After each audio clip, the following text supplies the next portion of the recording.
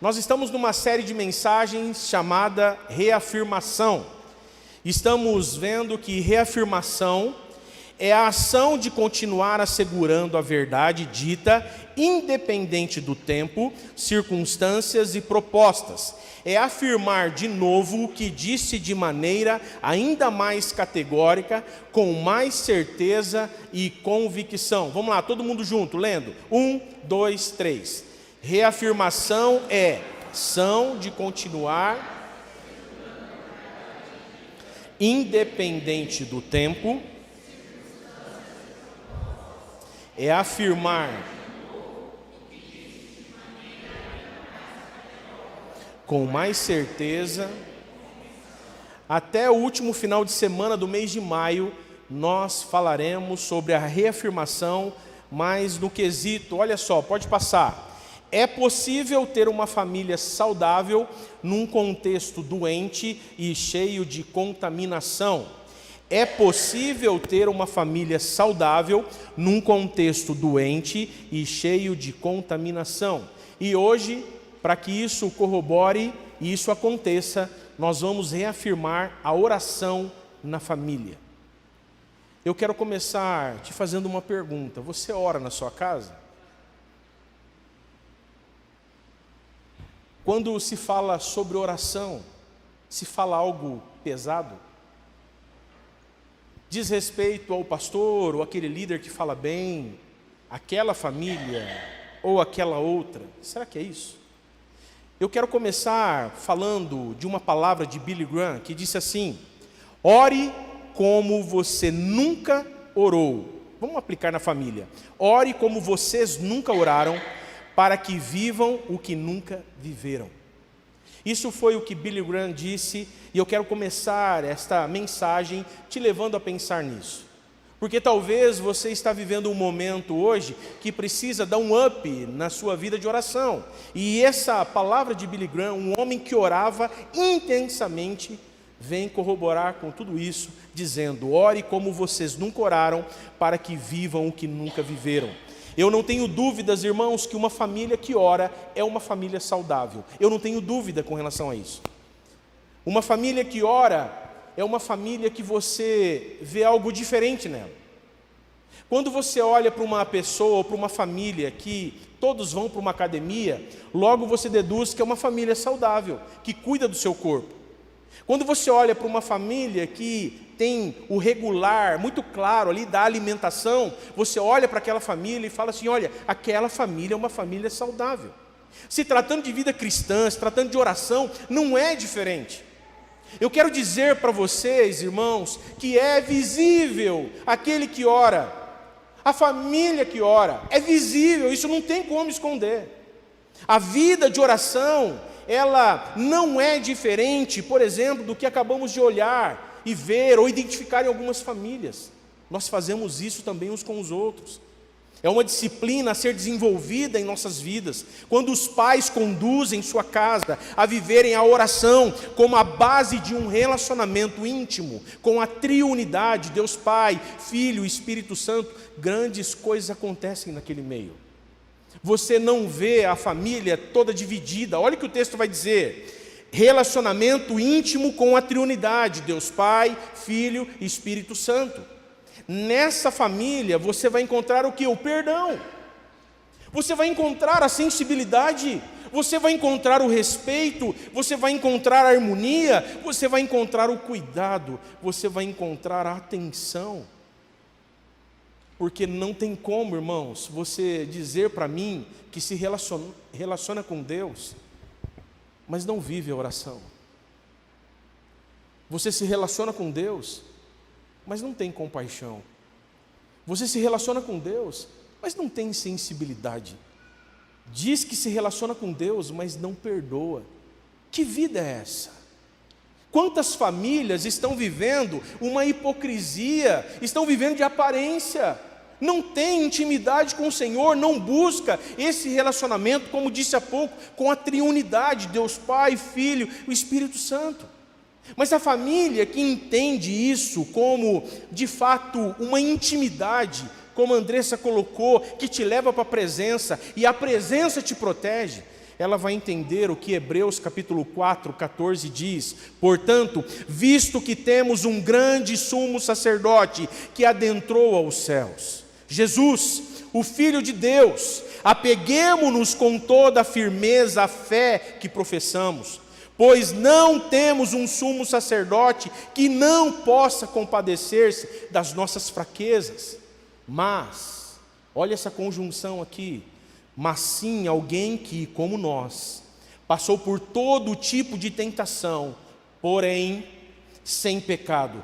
Assim sendo, aproximemo-nos do trono da graça com toda a confiança, a fim de recebermos misericórdia e encontrarmos graça que nos ajude no momento da necessidade. Se tratando de necessidade, quantas de nossas famílias vivem tudo isso? Mas quantas de nossas famílias não oram por isso? Não encontram nesse sumo sacerdote a solução ou a paz?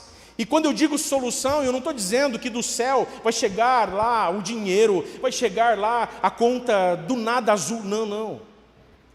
Eu estou dizendo de um Deus que está no controle de todas as coisas, irmãos. Eu estou dizendo de um Deus que Ele faz, Ele realiza, que você pode confiar nele. Quando você enfrenta essa necessidade, você vai ficar em paz, porque você entende em quem você crê.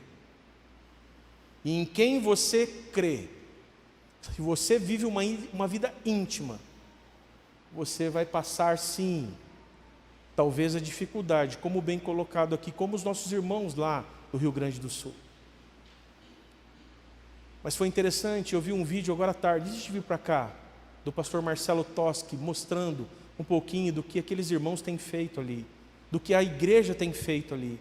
E irmãos, é muito lindo ver a esperança, a confiança, a certeza que Deus está no deserto, que Deus está naquele alagamento, Deus está no controle. Eu não sei te responder o porquê, eu só sei de uma coisa: a gente tem que confiar. E é por isso que orar não pode ser opcional na vida da família, não pode. Nós deixamos passar isso daí. Na vida da família tem que ser algo constante, pois é por meio da oração que a família entra em comunhão com Deus. A oração é o estabelecimento de um diálogo dessa família e os seus integrantes com o seu Criador.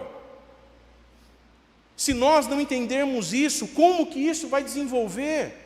É através da oração que nós colocamos nossas ansiedades nas mãos do Senhor, crendo que Ele é poderoso para nos dar a paz que nós precisamos.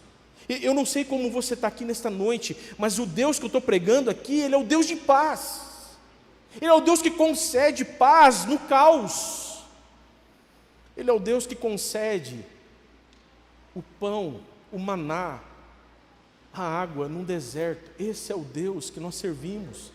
Por isso que o autor da carta aos Hebreus ensina aqueles irmãos, dizendo assim: olha, orem, orem. Ele vai dizer no capítulo 10, versículo 22, sendo assim, aproximemo-nos de Deus com um coração sincero e com plena convicção de fé, tendo os corações aspergidos para nos purificar de uma consciência culpada. A oração deve ser feita, irmãos, com sinceridade. Não deve ser feita com a intencionalidade que nós estamos pregando aqui, de forma interesseira, mas é de uma forma interessada, para que Deus age e nós nos tornemos o quê? Interessantes. É justamente isso. Nós precisamos olhar para a oração sem peso, sem formalidades, sem um local específico, palavras eloquentes, mudança de voz. Tem pessoas que vão para um momento de oração, elas mudam a voz, elas escolhem as palavras mais difíceis, achando que isso é o que Deus vai ouvir. Não é. Não tem problema você ter o seu quarto de guerra, não tem. Mas saiba de uma coisa, que no momento da necessidade, no momento do caos, você pode ir lá num banheiro, ou você pode dentro do seu carro, no meio da rua, na liberdade que você tiver, dizer: Abba, Pai, tem misericórdia de mim. Você pode fazer isso. A oração que Deus quer que façamos é simples e ao mesmo tempo profunda, quando um coração a faz com satisfação, com desejo. A oração é uma forma de expressão tão simples, irmãos, que muitos de vocês vivem com seus filhos.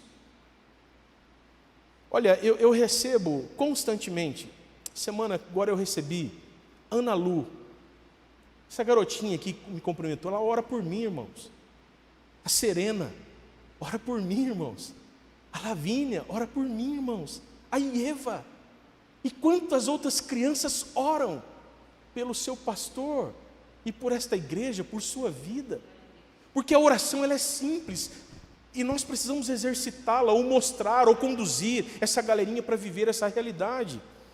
Mas também ela é tão sublime, irmãos, ao mesmo tempo profunda, que ultrapassa os recursos da linguagem. Aí sim, nesse exato momento, não tem vocabulários. Aí sim, nesse exato momento, nós ficamos perplexos, porque nós estamos diante de Deus e o que falamos? Quantos de nós chegamos muitas vezes de madrugada ou numa situação diante do Senhor, sem saber o que falar e como falar? Já aconteceu isso com você? Já aconteceu isso comigo. É por isso que lançar diante de Deus uma avalanche de palavras não irá necessariamente impressioná-lo, não. Seja você. Seja você. Você não precisa mudar a voz. Você não precisa fazer nada mirabolante. Seja você. A prova disso é a oração de Ana. Quando nós olhamos para Ana, a gente vê isso em 1 Samuel capítulo 1, versículo 13. Essa é uma das orações mais significativas do Velho Testamento. Foi feita por uma pessoa que não pronunciou palavra alguma. Seus lábios simplesmente se moviam e não se ouvia voz nenhuma. Quando você olha para o texto vai dizer: Ana só no coração falava. Seus lábios se moviam, porém não se lhe ouvia voz nenhuma. Isso aqui são os gemidos inexprimíveis que acontece lá em Romanos capítulo 8, versículo 26. Tem momentos, irmãos, quando há satisfação e quando nós entendemos que nós temos livre acesso à sala do trono, isso aqui flui naturalmente. Eu não preciso me tornar audível, eu simplesmente oro, e é justamente isso que aconteceu. A pergunta que te faço é a pergunta de Leonardo Ravenhill. Esse homem, ele escreveu um dos livros mais tops que tem na questão de avivamento. Por que tarda o avivamento, ele escreveu. E eu peguei algumas perguntas do livro dele e apliquei e trouxe para dentro da família. Então uma dessas perguntas é justamente essa: será que nos encontramos num padrão tão inferior aos cristãos neotestamentários, que não possuímos mais a fé que os levou a viver em grandes implicações e realizações? Ele faz essa pergunta, e eu estou aplicando hoje para a família. Por que é tão difícil ver, por exemplo, o agir de Deus? É Deus que não quer agir? Ou somos nós que tratamos a oração de forma indiferente? Será? Será que Deus vai me responder? Sei lá. Essa pergunta é para mim e para você. Que diferença há, irmãos? Se esse Deus é o Deus lá de outrora, é o Deus de hoje, é o Deus de amanhã, Ele continua sendo Deus. Infelizmente, a conclusão que nós chegamos, olhando para esse evangelho de hoje, é justamente o evangelho da fé emocional. O evangelho da fé emocional é o evangelho, sabe do quê? Feito de eventos, feito de apenas acampamentos, feito apenas de programações, e nessas programações, muito bem articulados, e eu sei que tem palavra muito boa, as pessoas falam muito bem, e naquele exato momento, aquela palavra fala ao nosso coração, nós choramos, naquele exato momento nós assumimos compromisso, mas foi só lançado ali na pedrinha, naquele terreno cheio de pedra. Quando sai dali, não sabe lidar com aquilo que afirmou. Quando sai dali, não vive mais aquilo que viveu naquele evento, naquele local, naquela situação. Isso daí é a fé que eu chamo a fé emocional apenas. tem tem uma fagulha ali acontecendo. Mas quando a dificuldade da vida chega, os problemas vêm, a falta chega, o diagnóstico vem, como você se porta? Você recorre a quem? Se não ao sobrenatural. Eu tenho dito, irmãos, que o porquê tem tido tanta debandagem aí, e os irmãos sabem, para as questões fora da vontade de Deus, é porque muitos não estão vivendo uma vida tão íntima, que o sobrenatural de Deus não tem acontecido mais no meio da igreja. Falar de oração hoje é falar de um Deus que Ele age, que o sobrenatural dele acontece, que a cura vem, que Ele intervém, que Ele salva, que Ele regenera, que Ele restaura. É esse Deus. Eu não posso perder isso de vista. Mas uma fé emocional, é uma fé superficial. Uma fé emocional, ela precisa de mais eventos, de mais congressos, de mais isso. Todos nós temos que participar. Mas, irmãos, em nome de Jesus, não seja dominado pela fé emocional. A fé emocional, ela só pega fogo naquele exato momento, mas depois ela se apaga, ela se esfria. É por isso que Leonardo Ravenhill disse, e ele disse para pastores e líderes, mas eu quero deixar para você, família, a estatura espiritual de uma família, lá ele coloca de um pastor, de uma liderança, é determinada pelas suas orações. Então, nesta noite, falar sobre uma família saudável diante de uma sociedade doente e cheia de contaminação, é você olhar para a oração e olhar e falar assim, poxa vida, a oração ela me traz intimidade com Deus. Logo, eu íntimo de Deus, eu estou munido, eu estou fortalecido para enfrentar o que for preciso. E ele diz mais, esse homem cheio do Espírito Santo de Deus, é bem possível que Satanás, ele diz, é bem possível que Satanás não tema grande parte das famílias que estão dentro das igrejas hoje. Ele aplica isso para pastores e líderes. É muito provável que tem muitos púlpitos que Satanás não tem medo. Tem muitos líderes dentro da igreja que Satanás não tem medo algum. Ele não se preocupa, ele não se mobiliza. Sabe por quê? Porque uma fé emocional, uma simples palavra de um humano como esse, pecador que sou, pode tirar você da centralidade. Um simples andar na rua, que eu tive um lapso, não olhei para você, naquele exato momento. Perde tudo, abandona, deixa, muda. Percebe, irmãos, o quanto a presença ou a intimidade, ela protege. Agora, e se tratando de famílias? E se tratando de famílias onde o conflito acontece constantemente? Eu tenho 3 filhos lá em casa. De vez em quando cadê o meu anel? Não sei. Cadê o meu anel? Eu peguei, mas coloquei no saquinho lá, mas não está lá. Eu estou falando isso antes da igreja, antes de vir para cá. Já estão trocados, porque os irmãos sabem que eu chego bem cedo, né? Já estão trocados, mas por que não se trocou ainda? A família, ela é um ambiente onde os conflitos, por sermos pessoas diferentes, histórias diferentes, maturidade diferente, está ali, nos bate a porta constantemente. Agora eu volto um pouquinho lá em cima. Eu chegar aqui com a minha família, dar um abraço, sabe aquele abraço suportável, abraço hipócrita, abraço e todos sorridentes, isso é fácil, irmãos.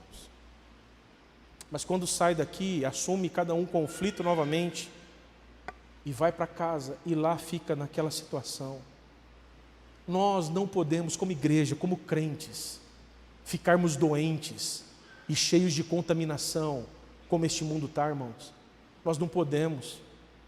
Quantos filhos estão desviados aí? Quantos filhos não olham mais para Jesus como o autor e consumador da sua fé, o seu Salvador? Quantas famílias desestruturadas, porque não há uma espiritualidade saudável? Quando se trata de hoje, falar de oração é falar de uma cura de dentro para fora. Fora é muito fácil, a gente maqueia, a gente dá um jeito, mas lá dentro o conflito chega. E eu vou dizer uma coisa, uma hora isso aqui externa. É por isso que é fácil, num determinado momento, você ficar sabendo e chocado. Eu não acredito, aquela família, aquele pastor, aquela liderança, choca a gente, porque a aparência, por um tempo, ela até protege, mas uma hora revela. Aqui está o porquê reafirmamos ou reafirmarmos que precisamos de uma vida de oração dentro de nossas casas, dentro da nossa família.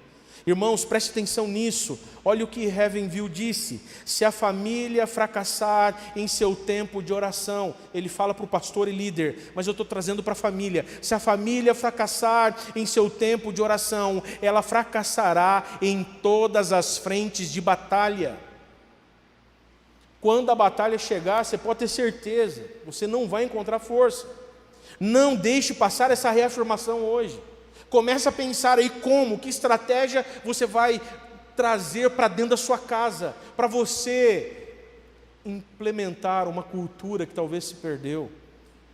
E como disse acima, a oração deve ser feita com sinceridade, sem peso, formalidades, lugar, palavras eloquentes, mudança de voz e etc. O próprio Jesus fez esse direcionamento para a gente. O próprio Jesus deixou claro isso para a gente, lá em Mateus 6, 7, que diz: e quando orarem, não fiquem sempre repetindo as mesmas coisas, ou a mesma coisa, como fazem os pagãos. Eles pensam que por muito falarem serão ouvidos. Não sejam iguais a eles, porque o seu Pai sabe do que vocês precisam, antes mesmo de... Para que formalidade? Quantas vezes já aconteceu da Júlia, ela está aqui. Quantas vezes a Júlia chegou em mim: pai, eu preciso te contar uma coisa. E quando ela começa a contar, você, pela sua maturidade, pela sua experiência, você já sabe justamente o que vai acontecer, aonde vai chegar, qual o resultado daquela conversa. Agora você imagina Deus, irmãos, que já sabe de todas as coisas. Para que a gente ficar com tanto formalismo? Seja você. E se naquele momento de angústia você falar assim: Deus, eu não tenho palavras, Deus, eu não sei o que falar, eu estou envergonhado, sabe o que você faz? Dobra o seu joelho na cama e não fala nada. Porque até isso, crente em Cristo Jesus, você que está no online, saiba disso, que até isso, salvos em Cristo Jesus, Deus os protegeu.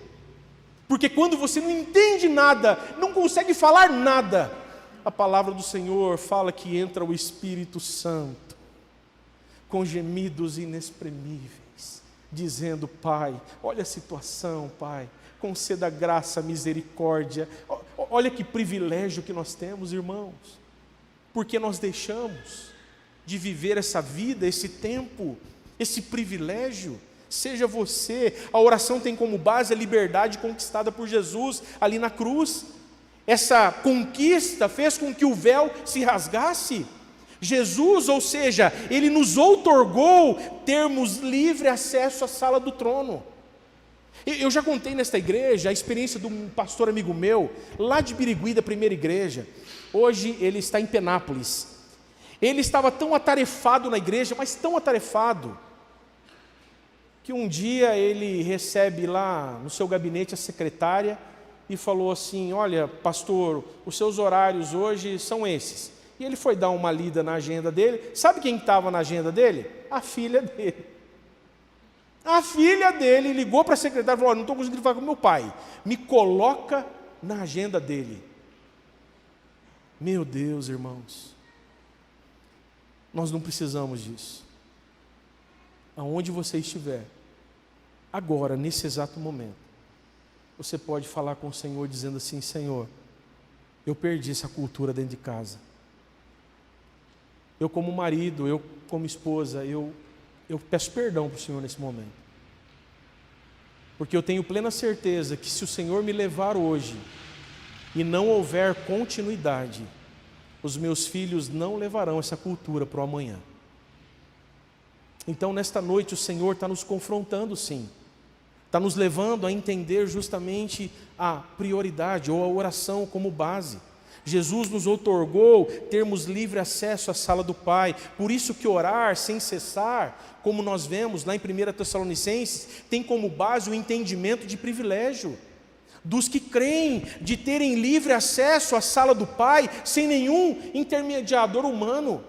Irmãos, eu quero dizer para você nesta noite, esse pastor aqui ora por você, mas você não precisa de mim para falar com o seu Deus.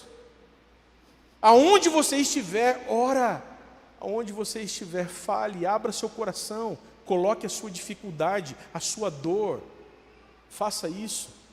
Ou seja, orar sem cessar é a atitude de valorizar com satisfação no coração essa oportunidade de falar com o seu Deus, com o seu Criador. A pergunta que te faço nesse momento é: sua casa vive isto? Sua casa vive isto? Temos entendido essa importância baseado no Abba Pai? Irmãos, olha, eu quero dizer uma coisa para os irmãos. Nenhuma área, presta atenção nisso, nenhuma área de sua vida tem tanto poder de fazer com que você se sinta um vencedor quanto uma vida constante de oração. Eu quero repetir, nenhuma área de sua vida tem tanto poder de fazer com que você se sinta um vencedor quanto uma vida constante de oração.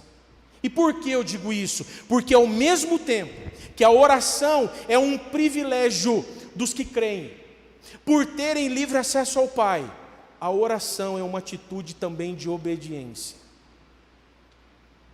Eu não posso chegar e dizer aqui para os irmãos: ora aí, ora a Deus, olha para a importância disso, olha, não. Eu tenho que chegar aqui e dizer que a oração ela é um privilégio. Você deve orar, mas com base na obediência. Deus colocou isso para a gente. Por exemplo, orai sem cessar. Você é bom de português? O português aqui e o grego não tem diferença nenhuma. Aqui é um imperativo. Se é um imperativo, precisa fazer o quê? Cumpri-lo, obedecer. Quando você olha aqui para 1 Timóteo capítulo 2, versículo 8, Paulo usa essa didática do imperativo para Timóteo. Quero, pois, que os homens orem em todo lugar, levantando mãos santas, sem ira e sem discussões. Olha só o privilégio da igreja, ou a responsabilidade da igreja, quanto à vida de oração. Uma das coisas mais extraordinárias que a oração nos dá como presente para a vida cristã, irmãos, está aí no telão, pode olhar. A oração não produz efeito somente em nós. A oração não produz somente efeito em nós, mas também influencia as pessoas pelas quais oramos. Vamos ler juntos? 1, 2, 3. Oração não produz, mas também. Olha só o que Paulo diz para a igreja de Corinto, 2 Coríntios, capítulo 1, versículo 11. Enquanto vocês nos ajudam com as suas orações, assim muitos darão graças por nossa causa. Mais uma vez eu vou colocar aqui, você tem orado por mim, irmãos? Você tem orado pela liderança dessa igreja? Você tem orado pelos maridos, pelas esposas? Você tem orado? Na sua oração, você pode colocar assim: olha, eu quero orar por aquele irmão que lida com bastante gente. Senhor, use a vida dele poderosamente naquelas vidas que ele vai ter contato. Que de alguma forma ele possa ser bênção na vida delas. Irmãos, viver a dinâmica da igreja não é só vir num culto, é muito mais do que isso. Viver a dinâmica da igreja é você olhar para a oração de uma forma ampla e se colocar nela. Senhor Deus, eu quero orar pelo meu pastor, porque ele tem encontrado tantas pessoas. E eu tenho aqui um grande amigo, o Rafa e a Bianca, esse casal do coração, estão aqui comigo hoje. Que privilégio! Nós precisamos, irmãos, orar uns pelos outros nessa pegada, de nós, de alguma forma, sermos direcionados para essas vidas. E ele vai dizer, assim muitos darão graças por nossa causa, pelo favor a nós concedido em resposta às orações de muitos. Uau! Trazendo isso para dentro das nossas casas, quando nós oramos por nossa família e vivemos uma cultura de oração, nós estamos expressando a Deus, olha só, dá uma lida aí, Deus, esteja presente em nosso deitar, acordar, seja conosco na mesa, no trabalho, escola, viagens, no acolhimento das pessoas em casa, que a minha hospitalidade constranja, que a minha hospitalidade impacte, que a minha hospitalidade, pela paz do Senhor através da minha vida e da minha casa, gere fruto, satisfação. Porque tem casas que as pessoas não vão, irmãos, porque você chega lá, você sente o peso que é, o maquiar que tem ali por trás. Percebe que falar sobre família não é fácil. Falar de família não é só bela viola, falar de família é confrontar a gente. Porque é ali que os conflitos surgem. E é ali que nós somos mais aperfeiçoados. Presta atenção, marido e mulher, quando não se perdoam, quando ficam lá naquela rixinha constante, você acha que filhos, vendo isso, vão perdoar? Você acha que filhos, vendo isso, eles vão desenvolver o quê, irmãos? Eles vão reproduzir o quê, irmãos? Olha o desafio que nós temos. Então, falar de oração nesta noite é você viver uma cultura e trazer isso para dentro da sua casa, dizendo: Deus, esteja presente em nosso deitar, acordar, esteja conosco na mesa, no trabalho, escola, viagens, nos acolhimentos em casa. Porém, quando não se entende a vida de oração, a oração como privilégio e obediência, e que grandes coisas podem acontecer por meio dessa vivência, eu quero dizer algo para você: a solidão te bate à porta, a solidão toma espaço, a solidão domina. A solidão domina. E sabe por que eu digo isso? Porque o Senhor não nos fez para sermos ilha, o Senhor não nos fez para ficarmos isolados, o Senhor nos fez para relacionamento.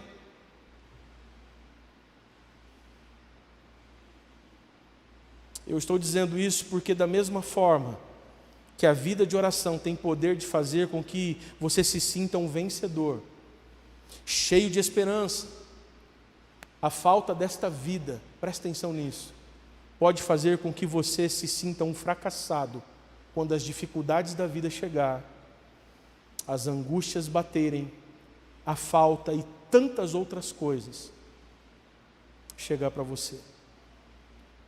Tudo porque não há intimidade com a triunidade. Quando nós olhamos para a triunidade, você entende Filipenses capítulo 2, a obra de Cristo, a humildade de Cristo. Você entende a cruz: Pai, perdoa-lhes, pois não sabem o que fazem. No nosso encontro dessa semana aqui, de segunda-feira às 20 horas, eu tenho convidado toda a igreja, a liderança está ali, vem para cá estudar com a gente. Nós estamos transicionando para sermos uma igreja relacional. É fácil? Não é fácil, porque sair da nossa zona de conforto nunca será fácil. Então, acolher pessoas nunca será fácil, mas a palavra de Deus tem nos levado para isso. E essa semana nós fomos para Atos capítulo 8 para estudar a vida de Estevão. E meu Deus, que tempo, irmãos, que tempo lindo o Senhor nos deu aqui. Foi algo extraordinário que nós vivemos aqui, em cima nesse altar.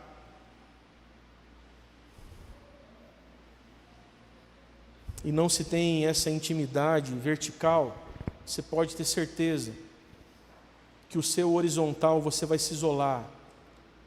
E aí nós vamos começar a encher as pessoas perto de nós de defeitos. Nós vamos começar a olhar para elas com indiferença, ou nós vamos chegar à conclusão, elas não me amam, elas não me querem perto, e assim por diante. Logo nós ficamos sozinhos. E estar sozinho é viver aquele sentimento de não ter com quem contar. É justamente isso. O sentimento de ficar longe. E quando chega por meio de alguma circunstância, e quando eu digo essa circunstância, eu estou falando assim, você está distante, não se relaciona, está bravinho, está sozinho, não tem intimidade com Deus, mas surge uma circunstância, um aniversário, por exemplo. Surge um convite, por exemplo.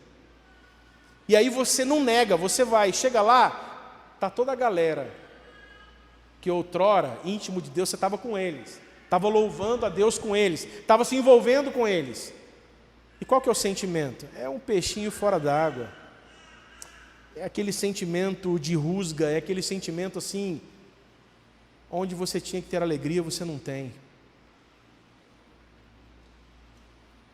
E tudo porque você está dominado por você mesmo, irmão. Isso daqui não pode acontecer. Isso não pode. Quando não oramos, estamos dizendo que não precisamos de nada além de nós mesmos. Essa é a palavra. Essa é a expressão que nós colocamos diante do Senhor. Quando nós assumimos o nosso dia por nós mesmos, ali de boa, tranquilo, fortalecidos, nós estamos dizendo assim, Senhor, não entra nessa, pode deixar, eu tenho controle absoluto da minha vida. Eu sei para onde vou, que horário, tudo certinho. Se eu precisar, eu entro em contato. Aí eu uso a oração. Não existe isso. Não existe isso.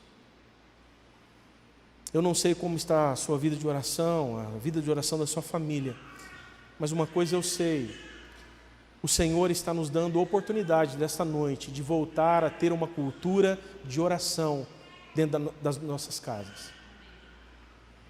O Senhor está dizendo assim, olha, em nome de Jesus, pai, mãe que está aqui, volte a colocar ou trazer isso para dentro da sua casa. Quem está fazendo as devocionais aqui? Tem sido um tempo muito, mas muito edificante, muito edificante. A gente tem feito em casa. E a gente tem mostrado para os nossos filhos a importância disso. Quem sabe essas devocionais até no final, agora de maio, ela se torne, para uma vez na semana, nós termos um culto doméstico em casa. Por que não? Por que não? Comece a pensar e orar por isso. Traga isso para dentro da sua casa. Eu quero te dizer que as misericórdias do Senhor está dizendo que nunca é cedo ou tarde para começar ou recomeçar. Se eu estou presente, diz o Senhor, se eu estou presente em todas as manhãs, comece e recomece o quanto antes. Porque eu e você, diante das misericórdias do Senhor, nós acordamos hoje. E o Senhor está dizendo, enquanto eu estou presente, porque chegará um tempo que o Senhor vai fazer chamada. O Senhor vai fazer chamada. E como nós estaremos? Como nós ficaremos diante dessa chamada? A oração é muito mais do que apresentar uma lista, irmãos, diante de Deus. Fazer de Deus um Papai Noel, um garçom, é muito mais do que isso. Orar é reconhecer e experimentar a presença de Deus. É pedir que Ele esteja presente em nossas vidas, em nossa família. Quando nós oramos, nos humilhamos diante de Deus. Nós estamos dizendo assim, preciso da Tua presença e do Teu poder, Senhor, não posso realizar isto sem Ti. É o que Moisés disse lá em Êxodo 33, se não fores conosco, não nos envies. Quantas famílias trilhando esse mundo sozinha, e nós não podemos. E nós não podemos. Tudo o que é necessário acontecer, queridos, o Senhor já tem nos colocado diante para que a gente encontre o que a gente precisa suprir nossas necessidades. E é somente por meio da oração que nós podemos viver essa presença e esse poder. Você não vai conseguir viver essa presença e esse poder por você mesmo. Então, nesta noite, eu quero encerrar deixando um texto apenas. um texto, que é o texto que, para mim, é o texto mais completo quando se trata de oração, porque ele traz entendimento e vivência. Está lá em Efésios capítulo 6, versículo 18. Eu convido você a ficar em pé nesse momento. O texto diz assim: orem no Espírito em todas as ocasiões, com toda oração e súplica. Tendo isso em mente, estejam atentos e perseverem na oração por todos os santos. Vamos ler juntos? 1, 2, 3. Orem.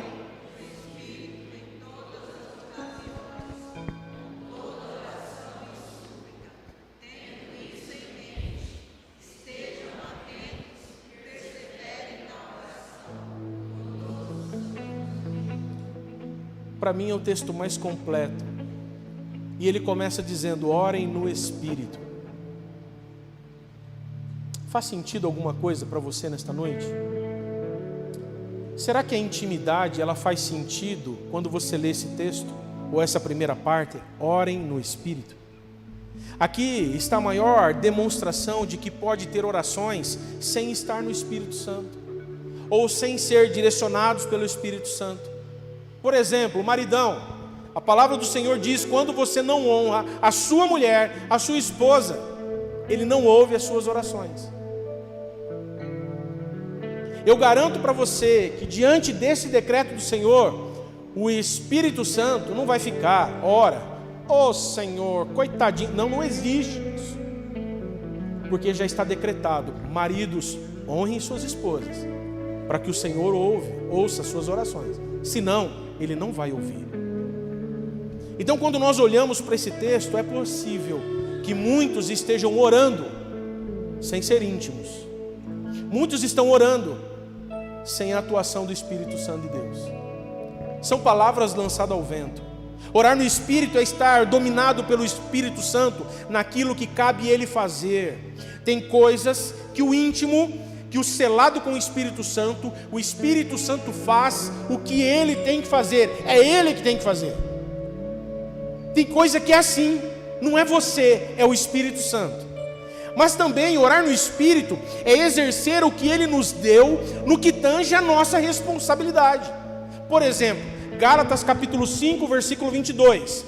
Mas o fruto do Espírito é amor, alegria, paz, paciência, amabilidade, bondade, fidelidade, mansidão e domínio próprio. Isso é responsabilidade minha e sua.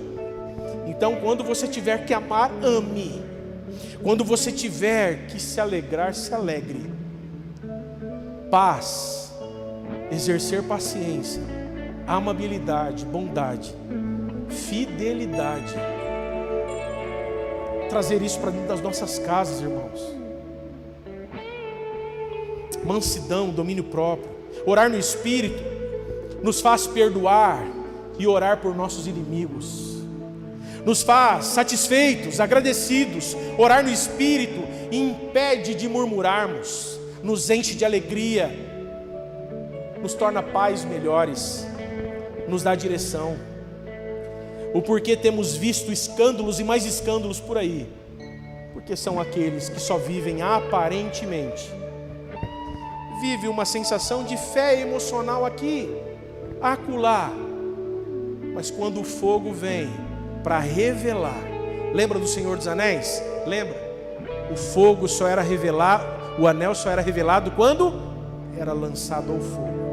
É aí, irmãos, que nós vamos demonstrar em quem cremos. E essa responsabilidade é nossa, é no Espírito. Mas o que mais o texto diz? Em todas as ocasiões. A oração gera em nós dependência, a oração gera em nós intimidade. Quando você olha para esse texto, o texto está dizendo assim: olha, tenha liberdade para orar. Em todas as ocasiões, é para quem é íntimo, irmãos. Olha, eu quero dizer uma coisa para você. Eu não quero mais ouvir, e eu já ouvi de pessoas, numa determinada situação de aperto, uma circunstância difícil, na família, em qualquer lugar: pastor, eu não queria dar trabalho para o senhor. Eu falei, mas por que você não avisa, filhão, filhona? Por que você não falou? Não, eu não queria dar trabalho para o senhor. Se nós somos família para pertencer, nós somos íntimos. Os íntimos compartilham suas necessidades. Nós choramos com os que choram, nós nos alegramos com os que se alegram. Nós somos família. E nós vamos encontrar uns nos outros sentimento, ou um dos maiores sentimentos, o sentimento de pertencimento. Eu faço parte. Agora você já imaginou aqueles, eu não vou orar não, vou incomodar meu Deus, ou eu fiz caca aqui, eu estou constrangido. Irmãos, em nome de Jesus, a melhor oração sua é: Jesus, filho de Davi, tenha compaixão de mim. E se o sentimento de culpa chegar, você vai dizendo: Jesus, filho de Davi, tenha compaixão de mim.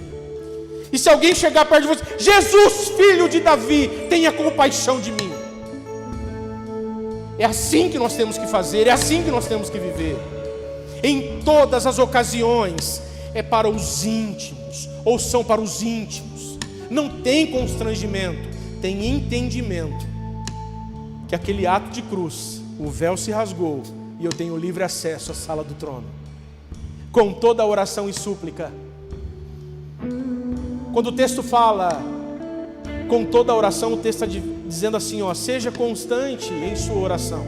Simplesmente ore, ore e ore. Mas o texto está dizendo assim, e súplicas, ou em outra versão, em clamor.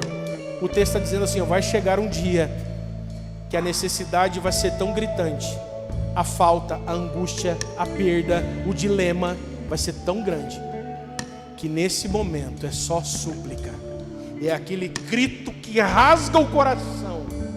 É diferente de uma oração assim, vamos colocar o normal. A súplica também cabe a você, meu irmão, minha irmã. O clamor também cabe a você, meu irmão, minha irmã. Então, por que perder tempo com relação a isso? Se as misericórdias estão se renovando na sua vida, toma posse disso. Se alegra, vai para cima. E por fim, tendo isso em mente, aonde tem que estar isso aqui? É na sua mente. Não é na mente do pastor, do Moacir. Não, é na sua mente.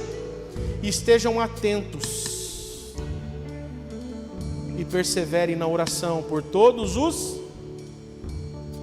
Você tem responsabilidade orando uns pelos outros também. Não perca isso em nome de Jesus. O que eu deixo aqui é: saia do âmbito você. Saia do âmbito você. E comece a orar por quem está do seu lado aí. Aí sim a gente vai entender mais abrangentemente o que é a oração. Ore pelo seu próximo. Como disse acima, uma das coisas mais extraordinárias que a oração nos proporciona é que a oração não produz efeito somente em nós, mas também influencia as pessoas pelas quais oramos. Paulo deixou claro isso. Enquanto vocês nos ajudam com as suas orações, assim muitos darão graças por nossa causa, pelo favor e nós concedido em resposta às orações de muitos. Eu não sei se vão conseguir ler. Põe a próxima aí.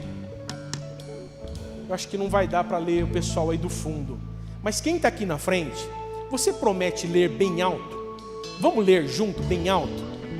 Era para eu ter dividido esse slide, eu não dividi. Mas vamos tentar ler de forma bem alta, porque eu quero encerrar com esse texto. 1, 2, 3. Por essa razão, ajoelho-me diante do Pai, do qual recebe o nome toda a família nos céus e na terra. Oro para que, com as suas gloriosas riquezas, Ele os fortaleça no íntimo do seu ser com poder, por meio do seu Espírito, para que Cristo habite em seus corações mediante a fé. E oro para que vocês, arraigados e alicerçados em amor, possam juntamente com todos os santos compreender a largura, o comprimento, a altura e a profundidade, e conhecer o amor de Cristo, que excede todo conhecimento, para que vocês sejam cheios de toda a plenitude de Deus, aquele que é capaz de fazer infinitamente mais do que tudo o que pedimos ou pensamos, de acordo com o seu poder que atua em nós.